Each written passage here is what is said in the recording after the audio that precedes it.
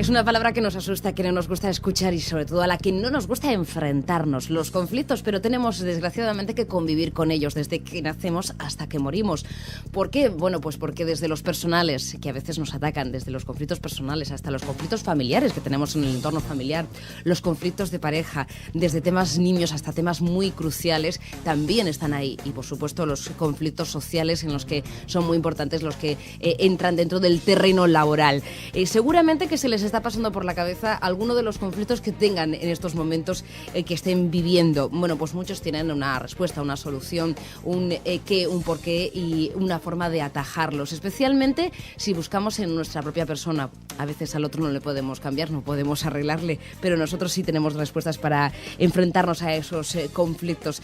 Cada martes, a partir de la 1:30, solemos saludar a Mariluz. Ella, ya saben que nos acompaña, Mariluz Sánchez Escalada, que es psicóloga clínica, para solucionar conflictos, no, para darnos las pautas para que nosotros sepamos enfrentarnos a ellos, ¿verdad, Mariluz?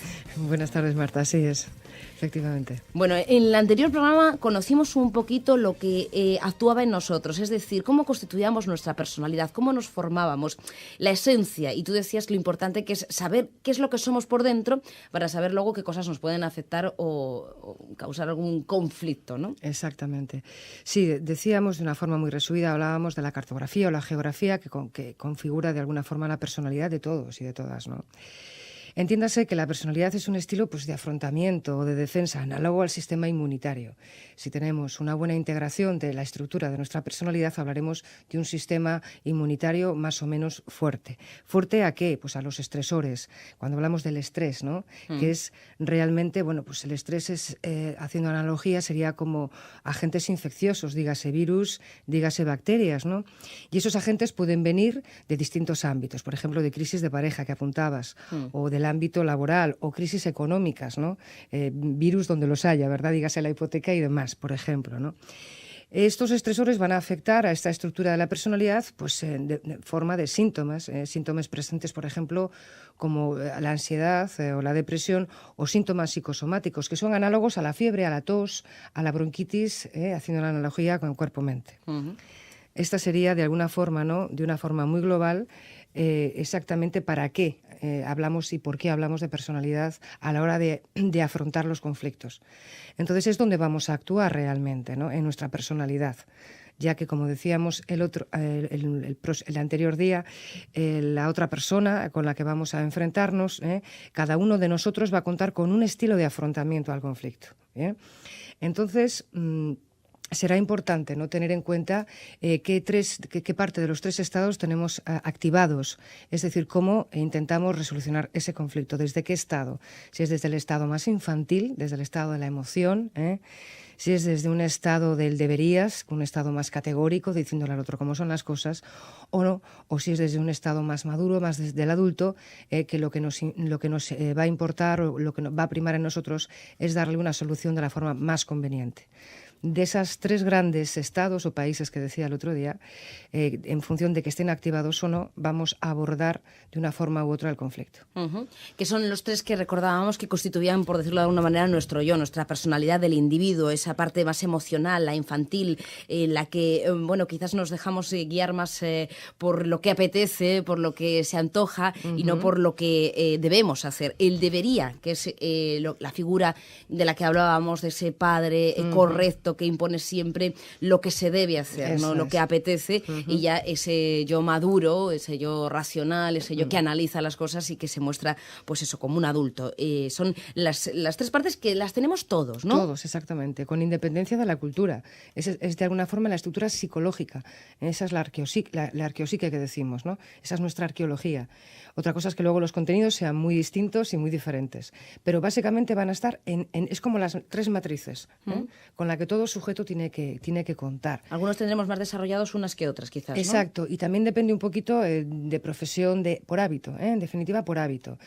Hablábamos el otro día del creativo, ¿no? Esperamos que tenga una estructura del niño cuanto menos con energía y fuerte, y que el adulto que trabaje además, que el adulto sea quien dirija esa acción. Ponía el ejemplo de Picasso, por ejemplo, ¿no? Sí. Que se autodirigía muy bien. Y cuando uno de esos yos, por decirlo de alguna manera, la parte infantil, la parte adulta, la parte madura, prevalece sobre las otras dos y es la que actúa en nuestro comportamiento, anulando en parte a las otras dos, tanto en nuestro comportamiento como en la resolución de conflictos, es cuando podemos errar en nuestras acciones. Exacto. Claro, no siempre va a ser necesario, por ejemplo, que se active el adulto, no siempre.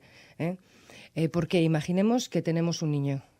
Se espera, ¿no? De alguna forma, que actuemos más desde el estado del padre. ¿Para qué? Para guiar, para dirigir, para poner límites. Porque poner límites es necesario, es muy importante. El niño va, de alguna forma, a ir integrándose en la sociedad en función de que nosotros les demos unas normas coherentes que son necesarias para que el niño se vaya adaptando y vaya comprendiendo que las normas no es algo impositivo y caprichoso, sino que es algo que nos facilita realmente la vida. Y la convivencia. Claro, exactamente. Entonces, establecer unos límites es, como decía, fundamental, porque el niño va a ver que los límites de sí mismo, los límites de los demás, los límites del espacio, los límites del tiempo, es algo que como padres o madres tenemos que hacer. Es que ahora en la educación tenemos interiorizado esa parte de adulto, de educar. Pero también tenemos las otras dos partes, la parte infantil, en la que somos capaces de ponernos a la misma altura que el niño, de jugar, ¿no? Esa parte es la parte, digamos, más emotiva que nos quedó de nuestros padres cuando se comportaban como niños con nosotros, tanto para bien como para mal. Para bien, efectivamente, cuando jugaban con nosotros, o los abuelos cuando juegan con sus nietos vuelven a tener esa parte muy activa. Pero también cuando algunos padres actúan más como en principio, de alguna forma, basados en un principio de placer, y actúan porque les apetece, es decir, no tanto por unas normas razonadas y consensuadas, sino porque lo digo yo y punto, por ejemplo, simplemente porque le apetece. Es decir, vamos a ver siempre un lado positivo y un lado negativo en cada una de las tres estructuras. Claro está, porque tan peligroso, por decirlo de alguna manera, o tan conflictivo puede ser tener un padre que ejerza la figura de igual a igual, de infantil, de más amigo que padre, de demasiado permisivo como la contraria, ¿no? La demasiado autoritaria, la del debería permanentemente, ¿no? Exacto, esto es. De hecho, fíjate, esto es muy importante porque si bien en España hemos pasado de un estilo muy dictatorial, ¿no? De nuestros, por ejemplo, padres o abuelos, en la búsqueda de ese equilibrio, intentando tener un estilo más democrático, muy probablemente muchas veces estemos cayendo en un estilo demasiado liberal o demasiado permisivo. Nos hemos ido un poco al otro lado. Esa es una queja, por ejemplo, muy frecuente entre muchos profesores actualmente, ¿no? Que ven que los chicos no llegan con una estructura básica de normas donde insertar el principio de autoridad. ¿No les han marcado esos límites? No, claro, efectivamente. Falta de límites, falta de un principio de autoridad, ¿no? Si nunca he impuesto de alguna forma una norma, entonces muy probablemente el niño no va a percibir un estado de control. Una norma además que sea lo suficientemente constante. No, por ejemplo, hoy pongo una norma y mañana la quito. Entonces el niño no acaba de aprender exactamente cuándo el control, es decir, una contingencia básica entre lo que tiene que hacer y lo que no tiene que hacer. O porque va a contextos distintos. Porque en mi casa hay unas normas, en casa de mis abuelos hay otras, luego quizá además... En el colegio puede haber otras. En el colegio hay otras, en un sitio me tratan como a un niño constantemente, en otra a lo mejor quieren que ya sea un padre. Al hilo de lo que estás contando, se nos ocurre el problema que es bastante común con el que se enfrentan los padres en estos momentos, y es el hecho de decir, es que mis hijos no me hacen caso, no respetan lo que digo, son muy desobedientes. Esto yo creo que aquellos que sean padres y que nos estén escuchando en estos momentos pueden sentirse identificados porque es bastante común, ¿no? Efectivamente. Y eso a veces se debe a lo que tú exponías, a que hay normas en una casa y en otra, ¿no? Normas en otra. O porque además esas normas, bueno, pues uno de los ejercicios que tienen que hacer los padres y madres, es tener constancia. Es paciencia y constancia, es decir, no muchas veces, de una buena forma, decir sí cuando toque, y claro, además hacerlo con cierta flexibilidad porque no se nos olvide que estamos en democracia, es decir, ¿no? Entonces, para educar a un sujeto cívico y un sujeto democrático, tiene que percibir que las normas tienen un sentido, que sirven para algo, que son útiles para todos. Que no son porque sí o porque lo digo yo, ¿no? No es un decreto. Además, esas normas pueden ser actualizadas y mejoradas, siempre desde el adulto. Es decir, si comprobamos ahora que hay otras mejores formas de enseñanza, ¿verdad? Otros mejores métodos, ¿no? pues los cambiamos, establecemos, vamos actualizando esos métodos y los vamos mejorando. Se trata de mejorar también, ¿no? Ahora bien, hay unas normas que siempre van a ser básicas, ¿no? Dígase horarios, dígase comidas, dígase consumo y un largo etcétera, ¿no? Pero que esas a veces pues no se cumplen. ¿Por qué? Sí. Pues porque la sociedad en la que vivimos, casi un porcentaje elevado de madres trabajan fuera de casa, de padres también, y se ven animados a contar con la ayuda de los abuelos, ¿no? Que tienen una parte muy importante, por supuesto, en la educación de sus nietos, pero que en ocasiones la educación es muchísimo más permisiva que la que otorgan sus padres, ¿no? Y ahí es donde puede surgir uno de los conflictos. Por ejemplo, vamos a poner un ejemplo práctico. Es un conflicto que se da habitualmente y que es un conflicto de valores y llamado intergeneracional. Claro, ¿no? exactamente. Además, vamos a ver el conflicto que es una triada, que es la madre que viene quejándose de alguna forma con síntomas, con estos virus que decíamos antes, ¿no?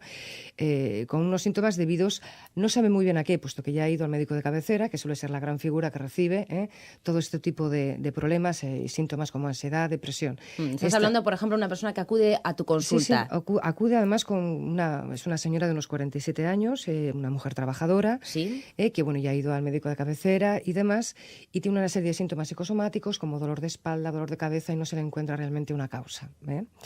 Bueno, la causa al final se resuelve con motivo de estrés, ¿no? Esta cosa tan general que decíamos antes, ¿no? Que realmente es análogo a agentes infecciosos, pero agentes infecciosos de naturaleza psicológica. Que es lo que comentabas también tú en otros programas. La gente no acude a tu consulta diciendo, tengo este conflicto. No. Tengo unos síntomas. Exacto. Me duele a esto o lo otro, pero yo no sé lo que me ocurre. Eres tú quien tiene que... Vamos a ir viendo exactamente de dónde viene este agente infeccioso, lo primero, ¿no? Bueno, pues después de desgranar y de analizar y de ver, ya os traigo un poquito la síntesis, ¿no? Sí. Realmente, esta señora María, de 47 años, tiene un hijo preadolescente de unos 12 años. Y queda gran parte al cuidado de sus abuelos todas las tardes. De hecho, come y queda por las tardes allí, después también de estudios y demás. Entonces, la pareja de María no colabora tampoco mucho en la educación, con lo cual todo pivota de alguna forma en ella. Demasiada carga. Sí. Exacto. Entonces el niño empieza a presentar conflictos con la madre, conflictos referidos, pues lo de siempre, a las normas. Déjame más tiempo en internet, déjame más tiempo con videojuegos, móvil y un largo etcétera. Al final, los conflictos de madre e hijo se refieren a eso: cuánto tiempo puedo estar haciendo qué quiero comer, qué no quiero comer. Al fin y al cabo, la madre presenta es un conflicto con su hijo. Básicamente diario, además del agotamiento debido a la doble jornada laboral. Vaya, que lo de María podría ser lo más parecido a un burnout, a un síndrome del quemado.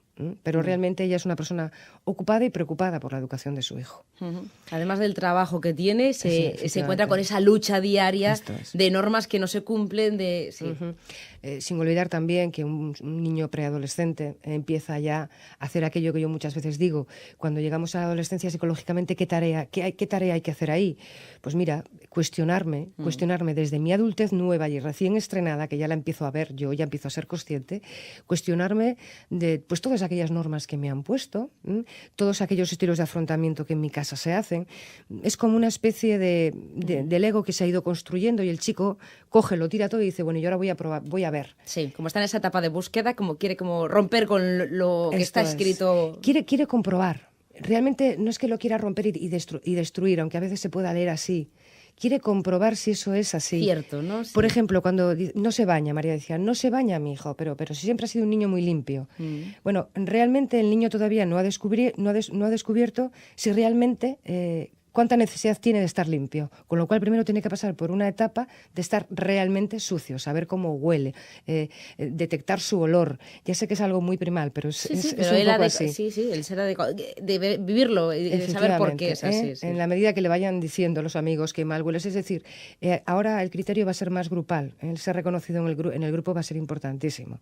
Después su hijo volverá y retomará todos aquellos estilos de afrontamiento que le parecen útiles y entiende por qué hay que ducharse, por ejemplo, o va entendiendo los porqués realmente. Bueno, pues estamos en el conflicto que tienen madre e hijo. Entonces están en esa lucha, sí. Están en esa lucha en que todos los días prácticamente tiene un conflicto con su hijo.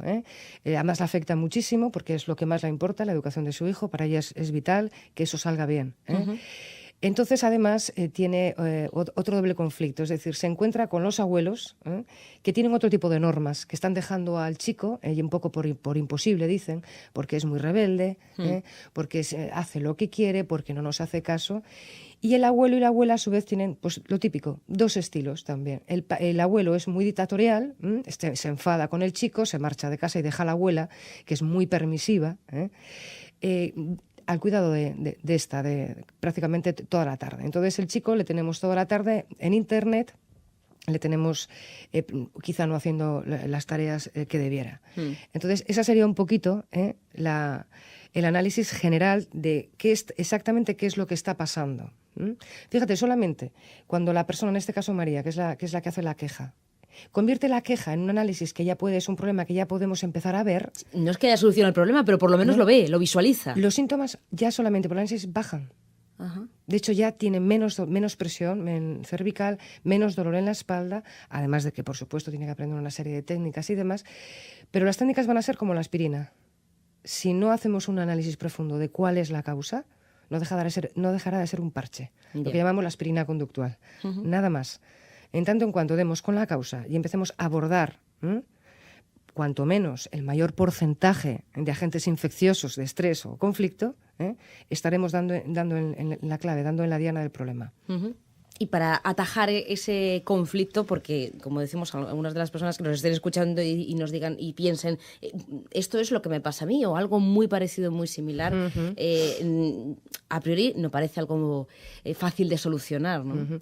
Bueno, lo primero y lo más importante es aclarar bien exactamente qué es lo que está pasando. Es decir, cada persona, en este caso, esta tríada del problema, este triángulo que le están formando, este pseudo triángulo dramático que está creando el problema o que lo están viviendo, que pivota sobre un vértice que es la madre, que es la responsable al fin y al cabo de la educación de su hijo, en el momento que empezamos a situar qué pasa en cada cual, en el momento que la madre comprende que su hijo está haciendo una tarea evolutiva, que sus padres están terminando otra tarea evolutiva, y tenemos que llegar, además, a abordar cuanto menos un consenso. ¿De qué estamos hablando? De un conflicto de valores, básicamente. Porque los abuelos tienen unos valores muy distintos a los que tiene la madre. Y además... Incluso entre ellos, sí. Claro, exacto.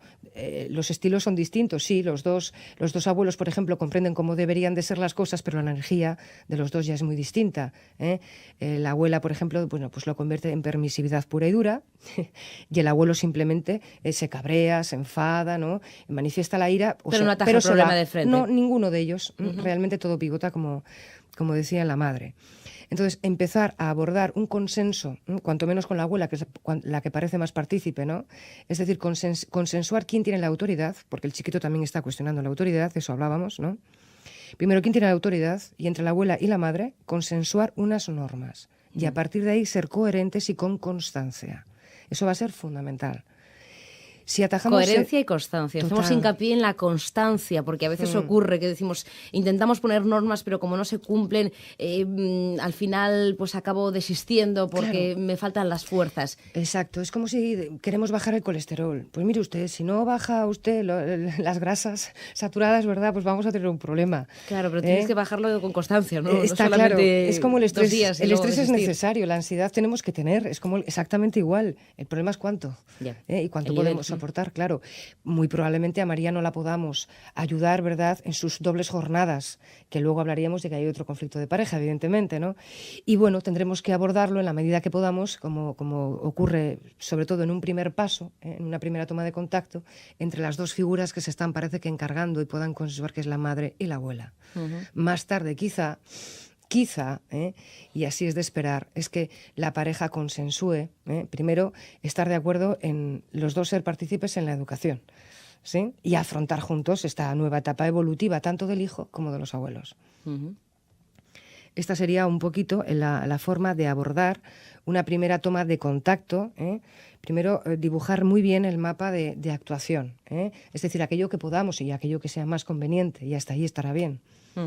Habremos solucionado en gran medida, cuanto menos, 2 o 3 normas fundamentales para aportar al chico en este caso. Bueno, pues esperemos que los oyentes hayan entendido la forma y la dinámica de trabajar y en qué consiste, bueno, pues el trabajo que desarrollas ahí en la consulta, en tu consulta de psicología clínica, que por cierto recordamos que tienes en la Plaza Príncipe número 4, segundo derecha, y que también hay un teléfono que es interesante, que si alguien quiere pasarse, bueno, pues que antes solicite cita previa en el 942 76 0102, 942 76 0102. Estáis aquí muy cerquita en la Plaza Príncipe número 4, segundo derecha. La semana que viene seguiremos hablando y poco a poco iremos introduciéndonos en casos prácticos, en conflictos, bueno, pues que se viven en el día a día, como decimos, pero casos prácticos que son al fin y al cabo los que más fácilmente somos capaces de ver, ¿verdad? Mariluz, muchísimas gracias y hasta la semana que viene. Gracias, Marta. Hasta luego.